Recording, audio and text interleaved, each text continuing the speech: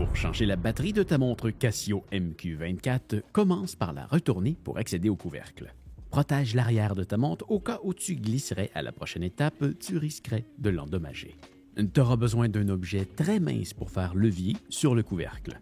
Un couteau à barre ferait très bien le travail, mais je te recommande tout de même le petit kit que j'utilise. Il est très abordable et comprend tout ce que tu as besoin pour faire l'entretien de ta montre. Tu peux te le commander en passant par le lien dans la description. Donc, une fois déclippé, il sera très facile à enlever. Attention, certaines montres sont clippées de façon beaucoup plus solide, d'autres sont vissées, d'autres se vissent littéralement. Si tu n'as pas la même montre, c'est possible qu'une des vidéos en haut à droite te soit plus utile. Donc, une fois ouvert, tu verras ce bout de plastique blanc. Enlève-le à l'aide d'une petite pince, ce sera beaucoup plus facile pour la suite.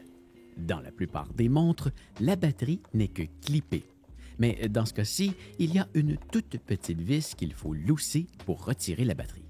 Tu pourras ensuite la retirer à l'aide d'une petite pince. Regarde bien le modèle de ta batterie car tu devras la remplacer par le même.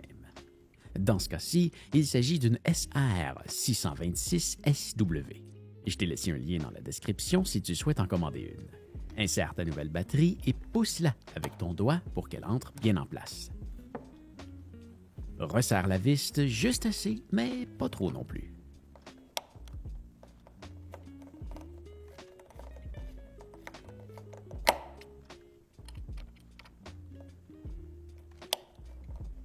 Repositionne ensuite le bout de plastique blanc.